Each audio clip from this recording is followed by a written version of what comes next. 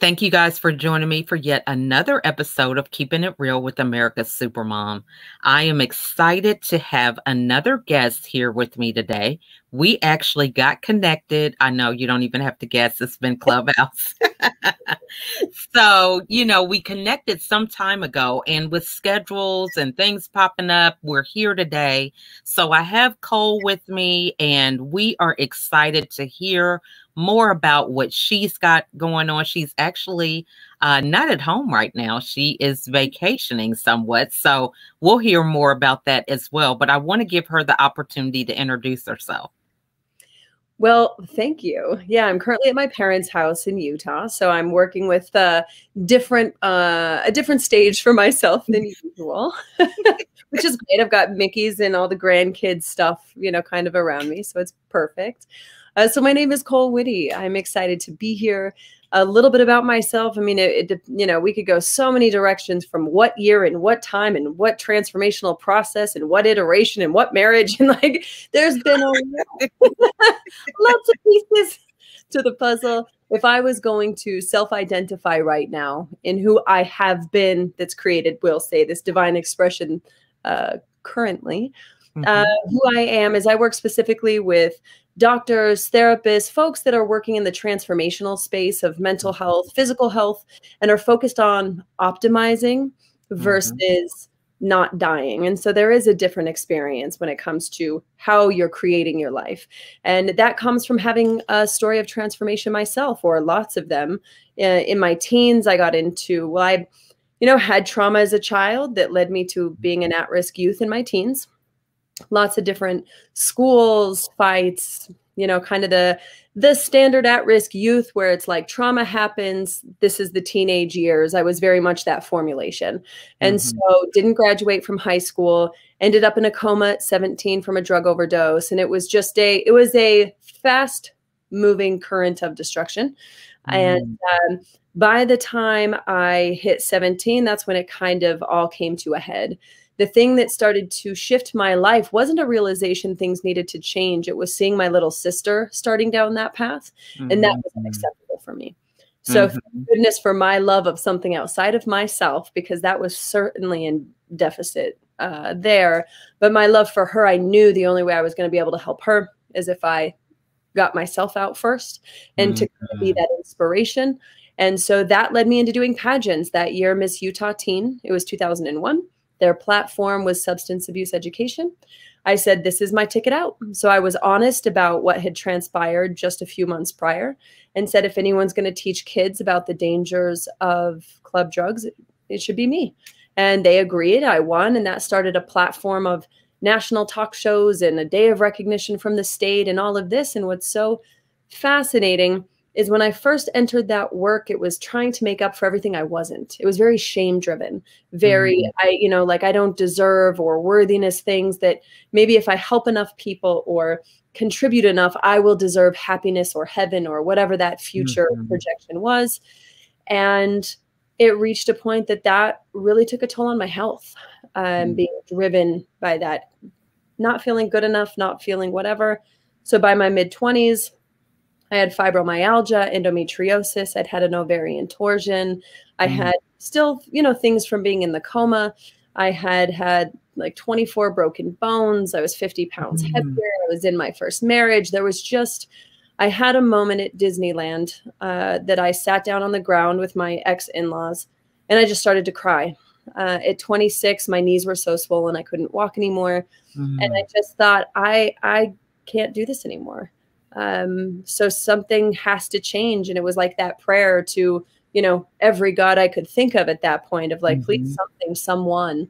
And then that's when the real transformation started to occur. I had to make radical life changes. I had to make radical lifestyle and dietary changes. That led me into this path of transformational work that I spent 6 years on my own. And then 6 years into it is when I started to go back to serving others. It was so important for me to take those 6 years to not be of service to anyone else but myself, and just doing side jobs. And I was pouring so much into others, but I was doing it with nothing for myself. So I was starving and thirsty. And so by really going through that transformational process and focusing on myself, then it was like I got so full of myself that then I could start to, as they say, pour from a full cup versus an empty one. And that's been the evolution into where I am now, in an incredible relationship with my soulmate, twin flame, whatever you want to call it. And we do our work together now. So it's been quite a journey. That's why I said depends on the year and the husband. I love that, and I love the idea of transformation, and I think that is so important because so often we have the awareness, but it's sometimes hard to get over to that transformation. And that's the one caveat that stops people from having the passion and the openness to share their story. It's like, oh, you can peel back the Band-Aid a little bit, but you can't touch it. I don't want to go there. So what advice would you give somebody who's at the brink of, okay, I'm aware, I'm admitting it, but there's just that last piece in order to be able to embrace that story and talk from a place of empowerment rather than being a victim? Yes. And that was something that I realized after my coma and I became a speaker. I was still doing it from a victim mentality, and all of my significance and love was coming through my story. So I was scared to let go of the story on a subconscious level, because if I let go of the story, then who am I without my story now? I won't be inspiring to people. People won't think there's anything unique about me, right? And so through the process, what it was almost graduating the community and the people I was surrounding myself by, and starting to recognize either you're growing with me or I have to grow on without you. And so those were very confronting.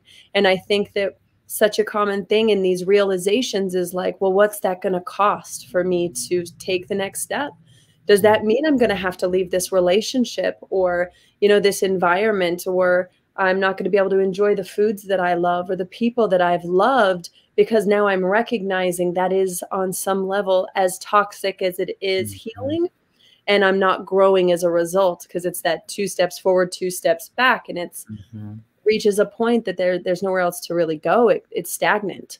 And so as far as advice, it starts with finding some community where you are, and then recognizing community where you want to go, of people that have taken a similar path in some capacity, whether they radically changed their diet, whether they did leave a relationship. And it doesn't mean you sever them all, by the way. It's what do I need to know, do, be, or understand? If I want to keep the relationship I'm in, what do I need to understand about communication so that could be a possible outcome for me? It's just as easy to cut and run. I did the cut and run for a long time. And my challenge for myself was learning how to stay and nurture and confront things without being confrontational or aggressive, because I only knew run or fight, right? So as far as advice, it's what would your dream life look like, even just in the next iteration, a year from now, 2 years from now?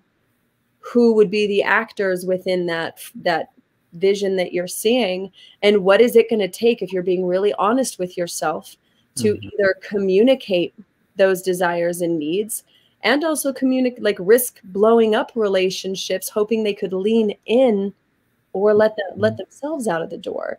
And so by having a community where you are, that helps from any feelings of isolation. And then looking down a path of people that you admire. What are the traits that you admire? Because it's probably because you have them, you just may not be highlighting them, or it's something you feel is a bit buried. And then finding, whether through stories or podcasts like yours, how did they get there? What was not, it's easy for someone I forget how challenging it was until I remember and really sit with it. Right. But really asking people, what did you do to get there? And then that's the work, realizing is only part of it. What is the step? And sometimes it's the little steps day by day, not big transformation, like 360 cut and run, move to a different state.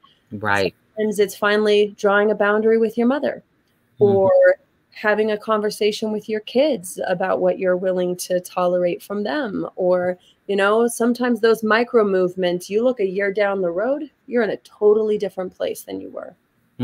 So true. I love that. And, you know, that whole transformation piece from victim to victor, you know, it sounds good and easy with the terminology, but that last piece is so pivotal. You know, I've experienced that myself. And, you know, explain to those that are watching, how is it that you're able to have that confidence to where you're not seeking validation from other people? I know that was like the final thing for me, because I was into the people pleasing or telling the story, and that was a part of who I was. So to kind of break away from that validation, what was it that helped you to get past that? You know, I think for me, it was recognizing I was always confident. It's just I used to be confident that people would disappoint me or people wouldn't love me. So it was more shifting where my confidence was directed, right? And so instead of me thinking that it was either something I had or I didn't have, what am I currently confident in? What am I not confident in? And I started to look at it more like a muscle I was building, you know, where it was just like, I want to build this muscle that stands my ground if I communicate something, because I know for my physical health, it's absolutely necessary. And so I would say that over time, it's not that I don't care, it's that I can care and recognize this needs to happen. And I think that in time, there are certainly still people I care what they think about me, right? And so it merely isn't the random people that used to hold me back from taking steps. Like if I fully step into my purpose, they might judge me, but I wouldn't even define who they were. It was more of this like nebulous ability. So then it felt like it could be the whole world for all I know. The more I started to recognize whose opinions do I care, what they think of me, and why, and kind of go deeper into why do their opinions matter, and whose opinions don't. It's almost like I finally gave my mind a bit of a map, let myself off the hook and choose regardless of whether the confidence was there, and then know that through practice, the confidence would build. Because for me, it's been a practice, not an arrival point. It wasn't like, oh, my confidence is here. It's more recognizing who supports my confidence, who has helped support or supported me in building my confidence, and recognizing who wasn't. And starting to make executive decisions on who I was going to invest my time with as a result. Love that. Now, and so you mentioned the radical change with your eating. You know, I mean, that is just commendable, because so often, you know, we just get to this point where our head is against the wall. We do need to make a change, but it's still that back and forth, trying something for a little while, going back. And you know, how did you maintain with a radical change? And what was it that you did? Did you look at books, videos? How did that take place? Well, I didn't have money back then. So what I asked, you know, I really sat with setting an intention, and my version of what prayer is, of really like feeling into and asking for help and saying, I'm willing to do the work. I need something, and I need something drastic, because the swelling in my knees, I couldn't walk. I couldn't, you know, I was so limited. I couldn't even work out. So I was like, I don't know what else to do. So I bought a treadmill and was like, cool, I'm going to put it on a credit card. I'm going to at least walk every day for these radical shifts, because I still didn't want to look at my food. Okay. Because that was like, there was still so much love and significance in food for me. I wasn't. You're saying. Okay. Yeah. That's one of the only things I felt connected to in my life that I could get pleasure from, was food, because it felt like I didn't really have any other spaces that I was feeling pleasure from. And so it's like, if I took that away, it would feel like I have nothing left that joy or, you know, pleasure. As my ex-husband and I were moving the treadmill into our house, it fell on my foot, which I had taken my shoes off because I had dark hardwood and I didn't want to put footsteps in the house. And it split my big toe in half. And I no longer had any choice but to change my diet. That was the only, that it was, you know, God, the universe saying to me, no, what you have to change is not your activity level.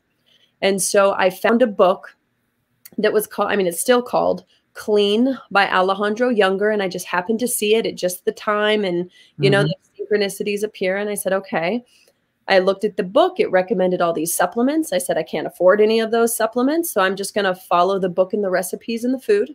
And in essence, it was an elimination diet. So it was about 9 weeks where you slowly cut foods out until you get to just soups and liquid food for about 2-3 weeks. Then you start bringing food back in so you can identify what works for your body and what doesn't. What I didn't know was how much of my fibromyalgia was inflammation from a lot of the food that I was eating. I had no idea. I'd never even heard of such a thing. When I felt the difference, then, and because I was losing weight very quickly because it was a liquid diet, but I also knew when I start eating, I'm going to put it back on. But when I saw the difference of inflammation, and as I read this book about toxins in your environment and in your food and all of this, I was like, okay, there's actually something to this. And for the first time in my life, I was starting to feel good in my body. And it was challenging to not eat, but I decided, like I said, this was one of those moments that I was either going to take my life or stand up and save it. There wasn't going to be any halfway anymore because the pain got so severe that nothing could have been more uncomfortable than where I was. And so it was just like the discomfort of the dietary changes were challenging.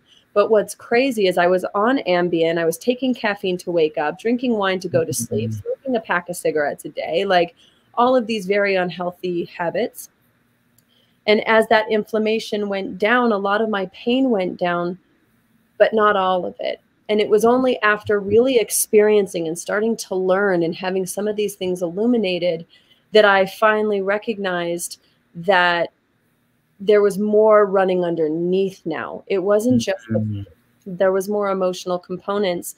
And there was a night that I took an Ambien to go to sleep, as I usually did. And when I went out to my car in the morning, I saw fast food in the back of my car, which means I drove the night before after taking Ambien. That means I got in my car. That means I drove to a restaurant to get drive-through and drove back home because remember, I wasn't eating this stuff during the day. So my old patterns were in that subconscious level where that's when I said, all right, this is it. Because I could have killed someone. If I can't even remember driving my vehicle, not only could I have gone to jail or hurt someone or hurt myself, but that was terrifying to me. And so it was another level of commitment that I refuse to go another step down this path that I'm on. And so I quit my Ambien cold turkey. And that's when I started to go, what else do I need to understand so that I can sleep?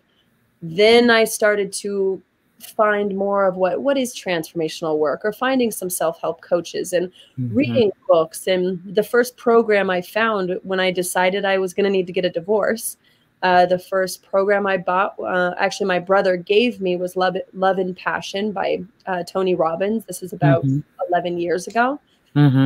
That was my first experience with that type of languaging, where it was like a coaching, learning about yourself, some level of self-reflection. And that is really what kicked off the beginning of my exploration. And then a dear friend of mine had gotten into psychedelics for therapy. And he, at that point, was like, hey, there's this other thing you should explore. And initially I was really put off by it because remember, fast forward, rewind to my teens, that I had become this high substance person. And now I prayed for all this help. And what I'm being presented, it was like, well, no, but not this, because I know I asked for help, but not this way and not this. And so it was having that community, having people that I trusted, and seeing the results of the help that was being sent my way. I recognized my fibromyalgia and my endometriosis, where a lot of it was inflammation. But my endometriosis was a lot from shame, from assaults on my sexuality so young. There was a fear and a shame that I was carrying in the womb part of my body for most of my life. And then my fibromyalgia was inflammation and self-hate from the traumas starting so young with sexuality. There was this internalized shame that I hated myself. And I knew, look, a lot of people like really have moments they don't like themselves in varying degrees. I got a clear message as just like an intuitive hit that was like, Cole, you don't not like yourself. You hate yourself so deeply, you will give yourself leukemia from this internalized hatred. Mm-hmm. And so it was just like, it was how it was laid out. I couldn't ignore the signs and the messages anymore. Mm-hmm. And so it's been a path, and it's just that one step at a time. I never could have imagined the life that I have now. I was just trying to get my life to suck less. I would like pain free, or this kind of vibrant love in the business and the life I have now. That wasn't even a possibility in my imagination. I'd never seen it. I'd never imagined it. I didn't know it was possible. But as my life got of a, sucking 8 out of 10, then it sucked a 5 out of 10 as far as pain conditions. When it crossed that threshold and it went underneath a 5, now I'm actually experiencing less pain and hurt and sadness and depression than more. And only then did I go, is it possible? Is it possible to be pain-free? My answer 13 years later is yes. Phenomenal.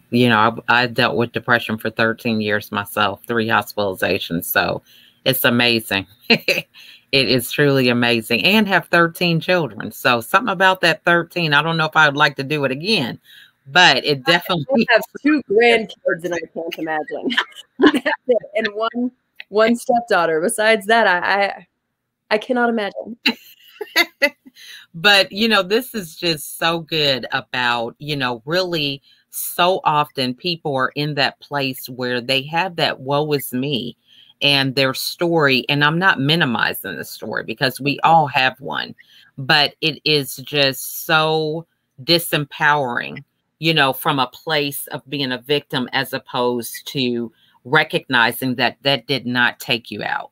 That you are strong enough to survive and help people in the process. So what is it that you do to kind of keep you in that mindset? Because, we know that there's good days, bad days. I mean, we look at COVID. I mean, we're stuck in the house and things can change outside of our control. But what is it that keeps you grounded to know that, this is part of your journey and not internalize things that are outside of your control? I mean, as simple as it sounds, my own languaging was huge and continues to be huge. So I can acknowledge that I was victimized, but that I am a victim. Because if I am one, then that means I am in the current verb action of that happening. And so it's more likely for that to take place. And if you look at my surgical history, all right, my friends called me Murphy's Law. Everything that can happen will happen. I was the one that the stories come from of not to run with scissors or not to do this. It's because it probably happened to me. That was my story. And as long as I kept it in the I am current, present moment, it seemed to continue the story. And as I changed the language to it happened, this is, I was victimized, right? That was true. I was victimized in ways. And I even released the victor, because to be victorious, there still has to be a victim in the role playing. And so what I found is from going, one of the common things from, you go from victim to survivor, survivor to thriver. I'm not even someone who survived monstrosities. For me now, those are things that happened. But if I'm going to blame them for all of the terrible parts, I also have to thank them for all of the ways it shifted my path for it to be where I am. It is impossible for me to hold a grudge or hold resentment for anything that's happened with how beautiful my life is now. And I made an executive choice decision. Doesn't mean emotions don't come up at times. And I made the choice, and I make the choice to be honest with myself in my languaging now. So if I say, if with COVID happening, why is this happening? This is killing my business. We're events-based, and, and what are we supposed to do? And instead I went, I have a beautiful husband who I get to spend more time with, because this is happening in the world and there's nothing I can do to change that. I can change what's in front of me. You know, I can change the way that the meaning making I'm having. Yeah, there's going to be challenges because of what transpired in the last year, and at least bring in the gifts too. I'm not saying bypass it, skip it, and pretend it's not happening. At least I made the decision to sit down, and if I had 10 things that were going wrong, I made myself come up with 10 that were going right. So that at least if I was going to tell myself a story, I was bringing in more of the full picture. And so that's been huge for me, to where now it's like hardwired in from practicing it. So something can happen. I can be in the emotions and the feelings, be with it, and then go, and I'm grateful because of this part. It's not focusing on being optimistic. It's bringing in the truth of almost like the emotional real estate, where it's like, this is happening and this is happening. What do I want to choose to focus on is my choice. Love that. I mean, that is so true, because, you know, good and evil coexist. You know, you can talk about the good or you could talk about the bad. It's just like the thing with the news. So I love that. And I mean, that's just so real and true. So what books or podcasts or things really kind of stand out that had an impact? Man, I mean, I feel like there's so many. I would say in the last 5 years, the ones that were most impactful. So this would be for the person that's maybe already made some decent lifestyle changes, right? Maybe dietary, maybe learning boundaries, things like that. But I still had physical manifestations of pain and conditions and stuff like that. And so in that part of my journey of trying to figure out, like, okay, my body's trying to tell me something, because I notice when I get stressed, I get a migraine. I notice when this happens, that happens. So I'm seeing a cause and effect pattern here. So that's when in the last 5 years, I really went deeper into understanding the body's intelligence, and really finding peace and even love for my body. And so those books would be Waking the Tiger by Peter Levine. When the let's see, what when the that's so funny. The Body Keeps the Score. I was mixing up 3 books at one time. The Body Keeps the Score talks about how trauma not only gets passed down genetically, but also how that becomes physical manifestations in the body. When you think about like someone getting in a fender bender, even if no one's hurt, maybe the next time you hear screeching tires, you kind of like react, because that memory is stored in your instinctual intelligence for survival purposes. So what do you do? And so that book was amazing for me. I feel like Hungry Ghosts by Gabor Mate was about addiction. And that one was huge for me to understand, because as I got into working with plant medicine and psychedelics, then I had to also understand what creates addiction. And I started to really go, oh, it was a lack of connection. And I was looking for connection. What substance is where people vary? It could be food, it could be drugs, it could be alcohol, it could be video games.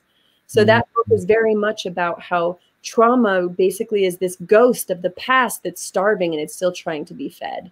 So that was really powerful for me. And as far as podcasts, there's so many. I feel like I'm kind of constantly, instead of consuming the foods I used to, it's like I'm consuming the information, you know, the next steps, perspectives. Some of my favorites have been Side Hustle Pro, when I started looking at how could I create a business for myself.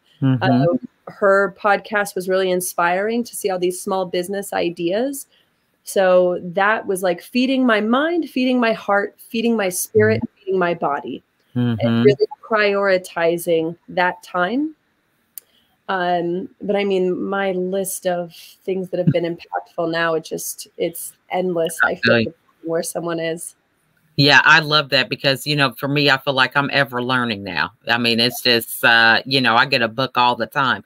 I can't go out of a store without a book. And it's like, this is crazy. I have more books than clothes and everything else. And it's like, when am I going to read all this stuff? But I'm addicted, okay, to the information. But this has just been so wonderful. I appreciate your transparency. And I know so many women struggle with a lot of the things that you mentioned, and just seeing you soar is so inspirational. So what is the best way for the audience to get a hold of you? I mean, the usual places, right? Instagram. If you go to Instagram, it's Mystikole. So it's Mystikole. I have 2 podcasts. One's called Mentor in the Mirror. It's my husband and I. We talk about concepts of self-work, shame, money, you know, all these parts that really show up in everybody's lives. And then our other one is called The Psychedelic Space, where we talk to researchers and doctors about some of these new movements in depression and anxiety and healing. And then tahkole.com is my husband and I's website. It's TAHKOLE. My husband's name is Ta. My name is Cole. Kind of sounds like taco, which I also like. We have tacos tonight, Taco Tuesday. Yes. So that's awesome. That's right. That is awesome. So this has just been wonderful. What final words would you like to share with the audience tonight? Final words, I would say, take this message as proof or the affirmation you needed that you're on the right track. Keep your head up versus look at the ground, because the signs and the signals are there for you if you'll look for them, but you do have to look. So keep your head up, watch, ask for help, ask for support, because it's out there, and know that wherever you are, I love you. Oh, that is so beautiful. And I so resonate with that. I think we have to tell our stories, but at the same time, it does take work, you know, and we have what it takes, no matter where you are, to take that step, whatever it is, you know, just as you've mentioned in your story. It's the little things that we can do that we can continue to get the momentum. So thanks so much, Cole, for being on tonight. This has just been wonderful. We want to thank all you all for watching. If you have any questions, feel free to put them in the comments. But with this content, share it with someone. You know, we are in some dark times for some people with this pandemic, and this could be just the light they need to begin to think about things in a different perspective. So we want to thank you all for watching. And again, Cole, we just thank you and wish you the best in all that you do. It definitely is quite a breath of fresh air to see all that you've accomplished and been through. And again, your story is so inspirational. Thank you. Much love, peace, friendship. And even if you can only find one thing out there to love on today, do it. Awesome. Well, we will see you all. Thank you all for watching on the next episode. Bye for now.